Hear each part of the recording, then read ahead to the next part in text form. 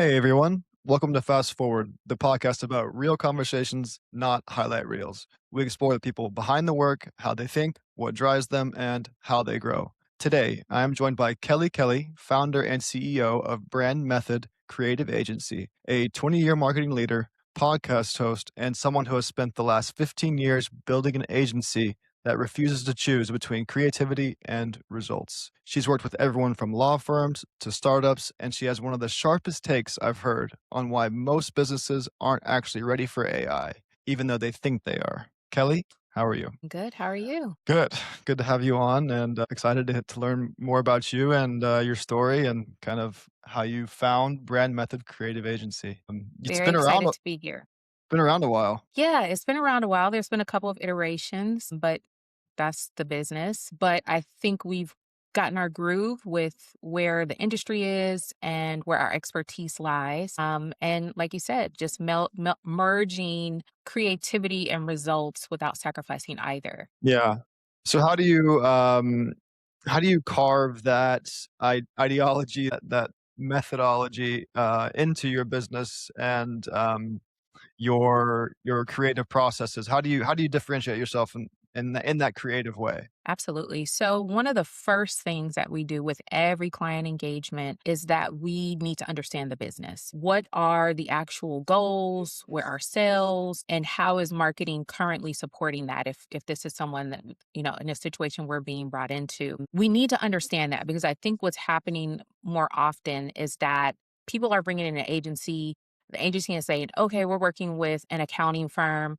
Let's Yeah. research what's, going on with that, and then they're not factoring in what's going on with your accounting firm client. What are the business goals for your client? And Right. then you work backwards, right? So we're figuring out what the goals are. We're keeping that as the North Star. And then we're saying, okay, now we're down to the sales team. What objections are you guys coming up against? That's going to drive our creative process. We could go far and wide with creativity around accounting. But if it's not linked back to what actually the closer is coming up against, then this Mm. doesn't make sense, right? So that's really the root of our methodology. And we've had really great results that way. So it's a pretty practical approach in Yes. actuality. Um, so what is that like? How does that mean like creative to you? Like, because it seems very practical. The word creative gets thrown around and Mhm. it's not really used the right way sometimes. There's so many ways to be creative. So how do you see that within your business? Yeah. So one of the things could be looking at the channels that our clients want to use and managing expectations and saying, okay, we want to be on social, obviously. Okay. If we're Mhm. B2B, which is most of our clients, we want to be on LinkedIn. We might say, hey, based on our research, there is, I think, an area where we could carve out on TikTok. I Mm. mean, they're usually going to lose it. They're going to be like, oh, we're not on TikTok. That's for the young people. And it's like, but hang on. If we're delivering your brand in the B2B space as something that is traditionally super conservative, we don't have to go all the way and make it like not your brand. We can Mm. create content that is entertaining while still appropriate for your brand. And that's a dance because you're going to get a lot of pushback, especially when you're talking about professional services or Yeah. very conservative B2B company. And it's like, okay, well, the alternative is that we basically chop up a trifold brochure and like spam LinkedIn. Nobody's stopping for that. We do That's still have to very keep in true. mind, right? Like we do still have to keep in mind, we have to stop the scroll before we can do anything, right? That's pretty Mhm. standard information because we're all doing this. Conservative people, creative people, don't Whether matter we what kind want of to be people. or not, we're doing it. Right. We are flying through that feed. So we have to stop our client and say, hey, first piece we have to do is get them to stop. That's where the Mm. creative and the entertainment comes in. It doesn't mean that we disregard your brand or do anything inappropriate, but we can Sure. find a way to make this entertaining in 60 seconds. Find the challenge exciting. I've always kind of had a brain like that. Um, I've always understood. I love all the creative fun stuff, but we still have to bring this back to like the goal. Like they have to be in Mhm. sync. So it's not a stretch for me, but sometimes people, depending on the leadership, they can think, oh, a creative agency. We don't. We don't do creative, we do. And I'm like, but hey, we could do this and it could be good and entertaining and still appropriate. Yeah, I think they're concerned about the cringe element, right? Of shorts, of reels, of like people trying to get people's attention so badly they'll do anything, right? But you can do it in a classy, appropriate way. Like you're saying, you don't have to be, as ridiculous as possible to get people's attention.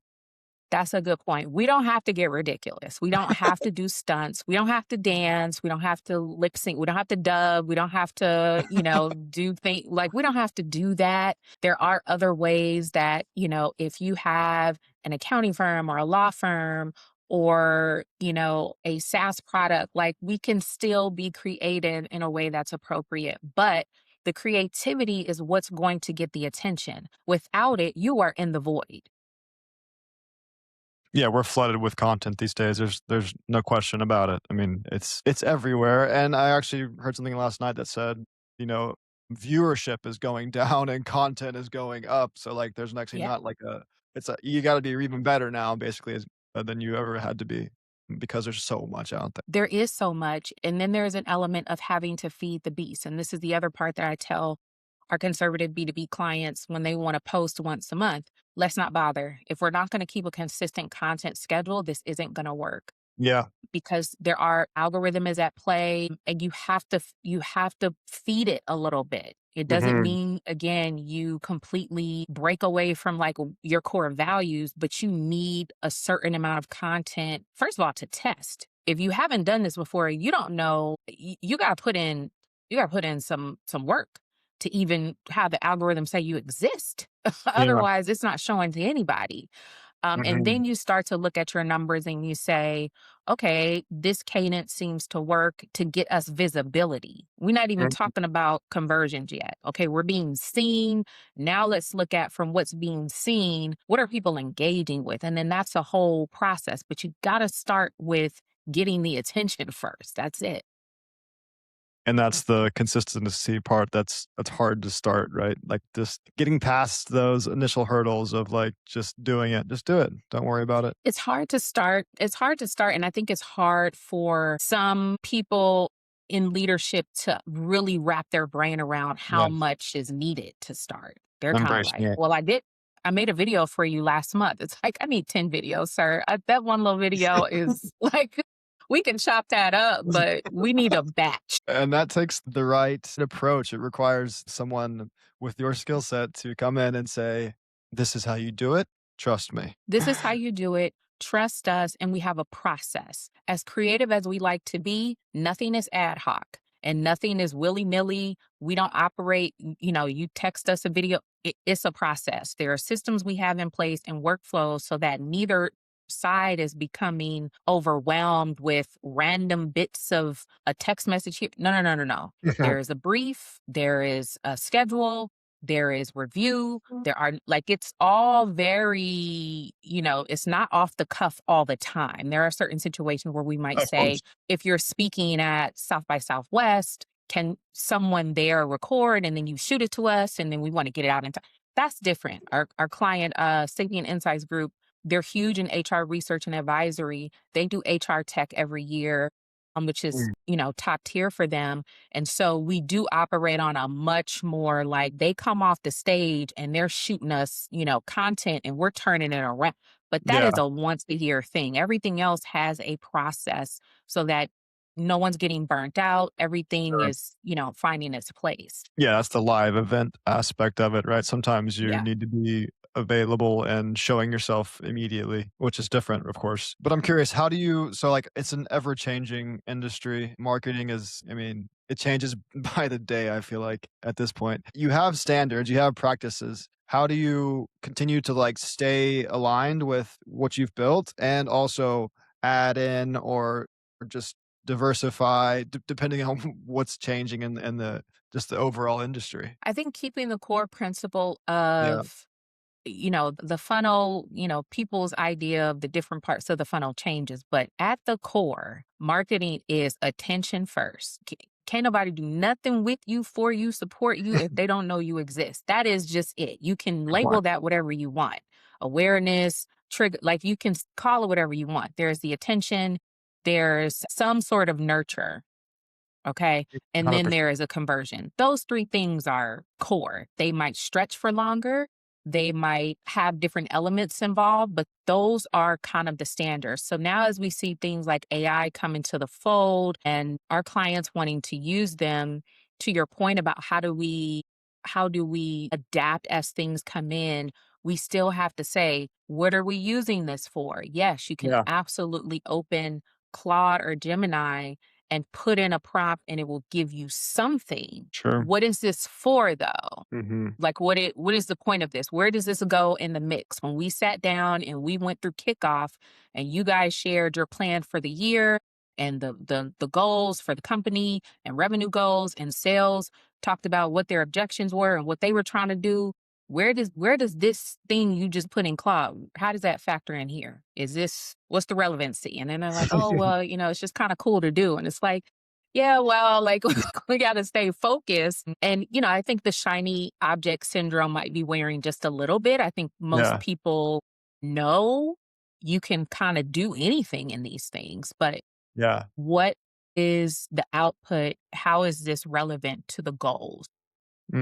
Yeah, because that goes back to, like, being flooded with content, and if everything's AI generated content, then you're turned off by that because it is even if it's gotten as good as it has, like, it's almost photorealistic or the videos are, like, Hmm.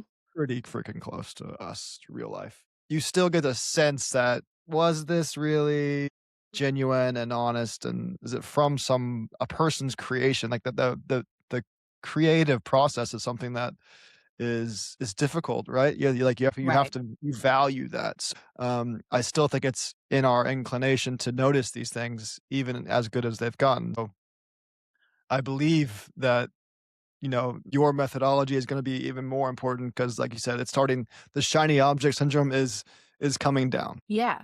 And I think you can see this with, I'm sure a lot of people use it, but more in the space when AI twins came out and it was like, oh, like I never have to like actually record again. Like I could just make it. You could make an AI twin.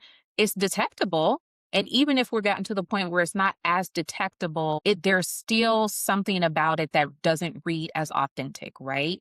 So Mhm. we were a part of a project last year where we were trying to, from the creative arm of this, say, let's not try to serve up the AI twin as like your replacement. Let's not make fun of that, but like let's put this Yeah. front, like let's create a character for the company that is an AI twin, and we can bake that into the copy and just present it as such instead of trying to present it as an actual employee or Ah. an like let's make it plain Mhm. that, this is our, AI twin who is this kind of AI employee. Like we could build an entire story around this, but let's not make the CEO's AI twin and try to serve it to people. I don't think that's a good idea. It is cool, right? But it's also Right. Yeah. And that's what I mean. It's like, oh my God, I could put in like a prompt and like get a whole twin and I never have to record. You could. You could yeah, absolutely do that yeah, without our help. right. But what does it serve this campaign? Like, what is the Exactly. purpose of this? Besides the shiny object syndrome, honestly. Besides the shine, and you can share the little AI twin of you and share it at parties, and And get a it's laugh out funny of and it. ha ha ha. Yeah. But what are we doing? What's the value of this exactly? That's kinda what I was wondering too, like, why are we so hell-bent on creating AI for content? Can we use it for something else? Like, why is this the focus? Like, we have plenty of creative minds and people and content and influencers and all kinds of people that are doing this for their livelihoods. Why do we need to turn that over to artificial intelligence? It doesn't even make, like, it's not that important. Like, it's No, why? no. I think and from what I gather during that phase, that frenzy, a hype Yeah. of like people feeling like they could just make their AI twin. I think for that, there is something inherent about a lot of people, like this love hate thing about social media and content and what it asks of you and what it kind of requires of you, Mm. that people have a disdain for, and they like, oh, begrudgingly, oh God, I gotta. And I get it, I understand the entire, but there are some people that just really, I don't know, I have to Mhm. do this, but like if I don't, then so when something like Right. that comes along, oh, I get over. Like I can bypass this piece of it and like win, Mm. but you can't. Like it's not really. It's It's a false sense of hope. Absolutely. Absolutely. I guess you're probably right. That's probably the origin of the thought is, how do I accomplish this thing that I have to do to grow my business now without actually having to do it? And when it comes to content, everybody's trying to find the cheat code. They want to Shortcuts. bypass doing it. Yeah, they definitely don't want to do the recording and the editing. I understand it. I get that. But the AI for editing, I think is great. But the twin thing, I was like, Yes. I don't know how long this is going to be. Like, this seems wild.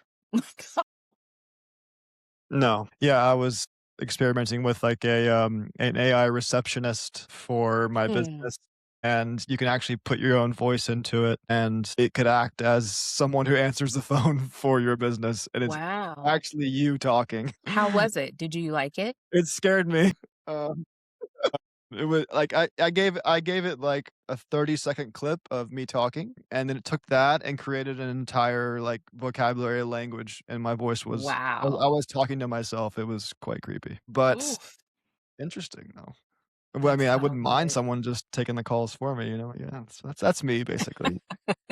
But yeah, it's a crazy world right now, and it's we could go on for and on with AI. But I kinda wanted to learn more about how you got to this company and, um, what you were doing before it happened and kind of what led you to create the agency in the first place. yeah, so got into public relations before I even knew that was a job. I was in New York.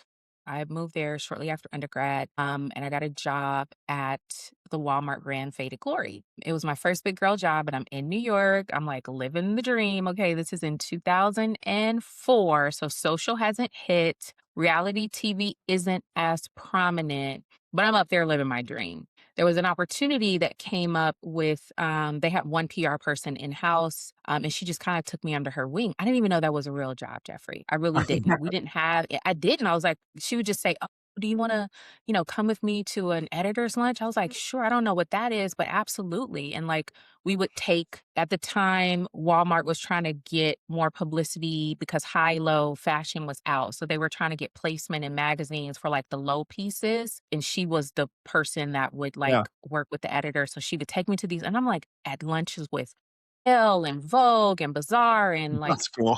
I have no clue what's going on, but I'm learning communications. I didn't Mm, graduate with that. I'm learning communications on the job. I'm learning how to do this. I'm learning how to write pitches. I'm learning how to position a product for placement and like trying to get it visibility. And then in 2006, I left New York to come back to Atlanta because my mother was ill. And was her only child. So I came back to take care of her. She passed in 2007. And I said to myself, okay, I could move back to New York and like probably get my old job back and like do that whole thing, or I could stay in Atlanta and try to build a business. And so I mm, decided to do that. At the time, this was when movies were just coming here. So the big influx of like movies doing production here. And I said, well, mm, maybe there's an opportunity to merge public relations with that. So that was the core of the business at the time. Did that for a few years. And then around 2014, I had 2014, I had kinda seen the writing on the wall with PR and Facebook and Twitter at the time, and I mhm. said, "This looks like what my PR clients want, but you can't demand a magazine show your stuff, but on Facebook, you can just put it out there. This is like, gee, I think this is incredible when it True. comes to, like, PR." So I completely pivoted my business from pitching endlessly and relentlessly, hoping for things to get picked up, and just did strictly digital. Then as that grew, I grew and pivoted and, joined a couple of accelerators, which helped me understand business, not Mm, how to do social media, but how to run a business, which is different. yeah. Uh, and that was in 2018. And, I'm forever grateful for that program. And that helped me to learn how to run an agency and to get Mm. out of doing the work, all of it, at least some of it. I still gotta get in there, Jeffrey. I still gotta get in there. But Sure. doing it helped me to like hire and Yeah. delegate and create processes and workflows and SOPs and all that type of stuff. And, that's how the business came to be. but always keeping my eye on what's changing and never feeling like "Ugh, another update or I'm always excited by them. I know people will get like, oh my God, Instagram is like not showing my stuff. And oh, now you have to do this on LinkedIn. I love it. Because to me, it's like another opportunity to like do something creative. And that's how I see updates with all these platforms. It's like, oh, like Mm, how can we make this work for our clients? Like, what do we need to pivot or change to make this an opportunity rather than, my God, another mm. update or another thread. Oh, people get Yeah, like you get that a lot. they're overwhelmed.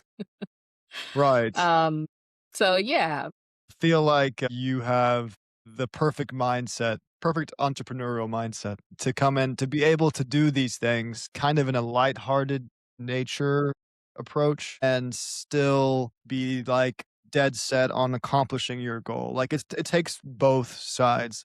You can't be yeah, like too hard on yourself. You can't be like overly critical of yourself, but you need to have goals and you need to set them. And I feel like you have a nice balance of both. yeah. I mean, even with the influx of AI last year, it was rough. It made business rough because on the end side, the end user side, it was like, well, why do we need an agency when we can just again plug in these prompts and Yeah. do it ourselves? What we found was by the end of the year, after people were playing around and investing in these things and not getting the return because they didn't really know how to use them, we found another lane, like another entry point to the conversation. We created the AI marketing readiness assessment, which is just like a free tool that we have. Smart. It lets you know where you stand.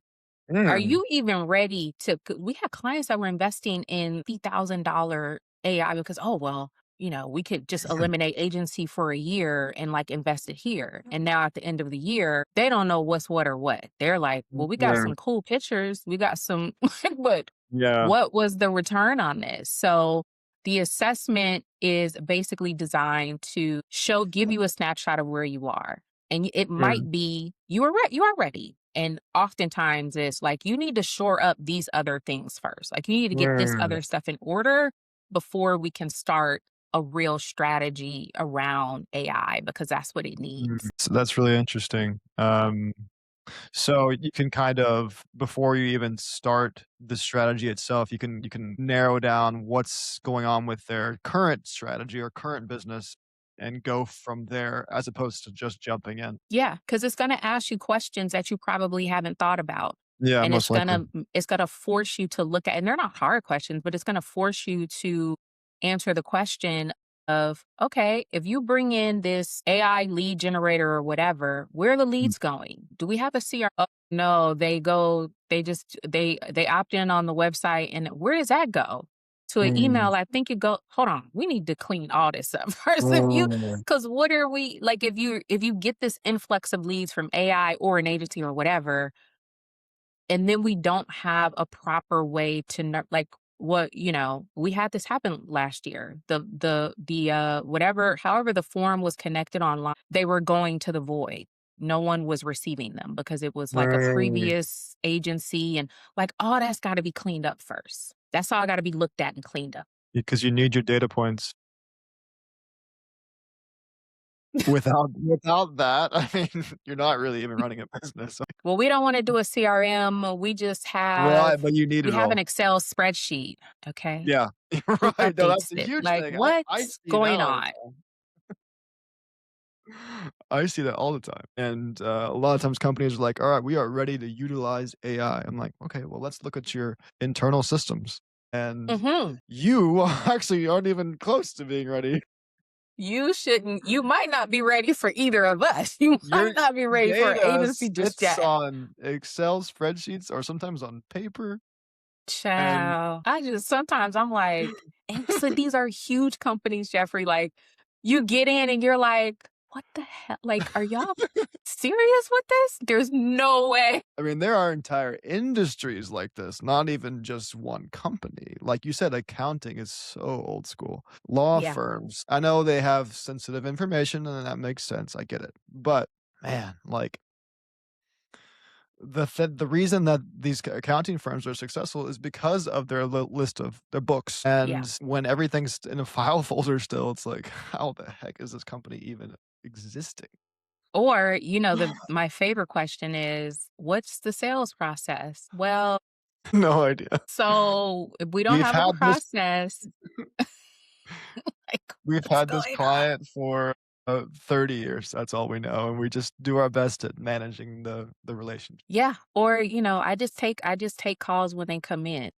Okay. Do you have a follow-up process? Like, because my thing is we always come in and we make it very clear. I think you and I might have talked about this before. We Yep. manage expectations up front. We're not a sales team. We support sales, which is why we have conversations very early about your process because you're the closer. You're the person at the end who has to do this. How do we support you? What type of content do we need to put out to Mhm. qualify better, to nurture better, to keep them in the ecosystem? That's our lane, but we have to talk to you to understand. But if on your end, you don't even have a process, you just out here winging it, how can we support you? We're not yeah, you're not ready for us, basically. Co- Correct. The partnership isn't going to, benefit you because there's nowhere to that this is gonna the funnel is leading to a dead end, essentially. Correct. Correct. Mm. Yeah, I like that approach because you're very much thinking about how do we actually convert whatever we're marketing into real, leads or sales or however you wanna look at it, potential clients, Absolutely. and then not only getting them there, but then, like, what are you gonna do with them when they get there? Right. It's Do really we need to important. Yeah. create, based on your sales enablement library, do we need to create a retargeting campaign Mm. at this part of the funnel that's going to help you after you had your initial call with them? But we got to know this. We got to understand your process. So it's not just, okay, well, we got the lead, you run it. Sometimes it's we got the lead, but we booked the call and we haven't heard from them. Like, what can we do to get them back in the oh, okay, well, we can, like, let's talk about the call and how that's structured and what you guys discussed and what materials were Mm. presented or the demo or whatever. And then if we have this small bucket, this is not your LinkedIn campaign. This might be an email thing. And we say, okay, so every qualified lead that you spoke to in this time frame that you haven't heard from within 7 days, we're going to start talking them with X, Y, and Z. That's where we can help and support, but we got Mm. to know the process. It's not Yeah. just everybody Yeah. doing their own thing. Mhm. Yeah, and I feel like a typical structure is more like just thinking about generating things, not thinking about the conversion side of things, and it's kind of I think it's pretty unique what you're doing. I like your approach because I think that should be the first conversation when you're Has talking to to a be. business because you don't want them you're helping, you're saving them from potentially losing or spending on something that's not gonna help because Right. not because of the strategy, but because of what's happening on their end. So, Exactly. ironing that out first benefits everyone, and then you know that once you've ironed that out from your side of things,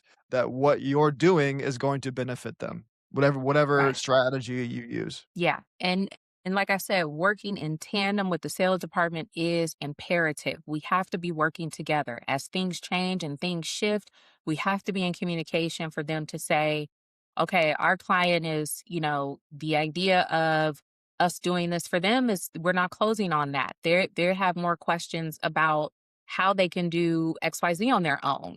Okay, well, we don't want to lose them. We can't just say, okay, well, I Yeah. guess they're not going to give us the business. So, like, let's just kind of bow. Okay, well, hold on. Let's try to salvage it and figure out, is there something else? Is there a pivot we can do? Is there an angle that we can come in with? But that's our role. And then we're working together. So, that's going to give the company the best shot at success. Now, what I find is, and you can probably agree with this, a lot of people definitely will try to hang sales on a marketing person and it's not going to work. 9 times out of 10, it's not going to work because these are two different functions. People are like, well, you're doing email. Why isn't it closing? Because this is a 6 month sales process, like a Yeah. sales cycle, and we are not salespeople. And you don't Right. have any, or you don't have a proper process set up in place. So we can't just keep shooting out email and hoping that this closes a $75,000 client. Like we're not doing this the right way. Yeah, I mean, it's such an important process of marketing and strategy and trying to grow your business, and I think oftentimes it gets overlooked. So, pretty unique strategy that you have with the business, and, I'm wondering when you first adopted this thinking, or has it always been part of your mental makeup? It's kinda always been part, I can remember back in doing PR, it not being fleshed out, and when I was doing PR, you had so many disgruntled clients because the question always kept coming back, "Well, okay, you got us in this on this morning show or you got us in the magazine, but where are the sales?" It's like, we work on the visibility part. We work on the exposure part, and so that piece was always missing. Mm, So, in constantly trying to look at our company and say, how can we be of value without promising something we don't do? yeah, Is that one, we got strict on our ICP. You've got to have a sales team in place. It's that's two people. You got to have a proper sales team in place. We are not an ad hoc. We're not a makeshift sales team. sure. We don't come in for that. That's not our role. We absolutely support the sales team. We absolutely have our KPIs, but it is not the end sale, especially in B2B. These deals are lasting 6 to 9 months, and you want us on the hook for a piece that we're not responsible for. That's not Yeah, going to right. work. So we No. come in very transparent like that, and Mm, we say, yes, we certainly have metrics that we can report on, but it won't be what sales are made 2 months after we get on. That sure. doesn't make any sense. But we do have our KPIs and we are in work with your sales team. We are not operating independently and making whatever kind of fun content we just feel like making. It all comes back from them. Yeah, it's really fascinating and something that I'm sure differentiates you from others because of your consideration of their needs, not just yours. But yeah, so how do you see so if you were to moving forward, fast forward 3 to 5 years, what does brand method creative agency look like? Do you set long-term, short-term goals for where you want the business to be or yourself? Yeah, I think we are, and this is already happening. It's hard to set long term goals because the rate at which things change Sure. is in like hyper mode. Even when I first started this iteration of the company after coming out of the sort of accelerator in 2019, of course, it was a 15-month program. So it was like, oh, your goals and this. That was 29 to now is so different. Like what we talked about doing 6 months ago, I was like, oh, that's come and gone. Like we need to shift. But I do see us certainly integrating AI more into our creative process in terms of output, while working with clients who understand and want to establish a brand, not a, let's churn it out. Let's like get it out. Let's flood our message to everybody, everyone. Like companies that are really interested in building a brand and they care about brand integrity and they care about creativity, because that's another one. I'm sure you've probably had this happen. Yeah. Some companies don't care about marketing. We Mhm. saw this during COVID. For at least in my world, half the people I knew was like, I'm not spending nothing or doing anything on marketing for what? Yeah, And the other half I knew doubled down and they were like, we need to stay visible. And a lot of those were like, have now become mainstay podcasts. And like sure. they have all Yeah. these, right? Like you're watching this happen in real, like, why would I market? Why would I promote? The world is shut down. And then this other group of where my brain goes is like, no, now's the time to like This double would down. be You gotta stay an visible. absolute time to do it. Right. So there are people that just don't believe in marketing. And so that's not, I had to come to terms with that and realize that has to be weeded out in our qualification process because we don't come in and with the intent of constantly proving why we're there. Mm, We are there to deliver results. We are there to be team players. My take in the culture with the company is very much positive, good energy. I don't keep nobody on my team that is like, I'm just here to check some boxes and I don't really care. And they be look on Zoom looking crazy. No, I don't keep anybody on my team like that. I like good energy. It doesn't mean we're faking like best friends, but I like good energy. So when we come in with that, we can't spend our time every status update justifying our literal presence. We're going to report on what we have, mm, present ideas, and it's going to flow like that. So going forward, we're going to be working with organizations that really want to tap into creativity because we can do so much. mm. We don't have to get creative to the point of ridiculousness, but we can do a lot and it can be fun and it can be engaging. And that's really where our focus is going to be going forward. That sounds great. Yeah, I imagine your team is all about results. Gotta get those results to Kelly. She's, Yeah, good results, but good vibes too, you know, where we don't put ourselves in positions where the status meeting's coming up and we're all nervous and no, we put our yeah, plan. It's nothing to we don't need any negative energy around us, enough negativity going on. We coming in, we're doing something sure. fun and cool, and it's tied to results that are gonna help the company. That's a good Yeah, thing. definitely. You have an open channel of communication, and you guys are all on the same page about how to best go about creating the solutions for all of your clients. Absolutely. That's cool. Well, it's been a pleasure. It's been good getting to talk to you again, learn more about Brand Method Creative Agency. I look forward to seeing you guys grow in the next 3 to 5 years, learning all sorts of things about Claude Cowork and Claude Code and all Oh, these really, yeah. really fun topics. And yeah, it's been a pleasure. Thanks, Jeffrey. This has been great. Thank you so much. Thanks for coming on, and I'll talk to you soon. Thanks for listening. If you enjoyed it, be sure to subscribe on YouTube, Spotify, or Apple Podcasts, or really anywhere you get your podcasts. And maybe you can share it with someone you know that is either interested in business, interested in founder stories, kind of hearing the behind the scenes of why people do the things that they do, and just in general, good conversation. So be sure to subscribe and follow us everywhere.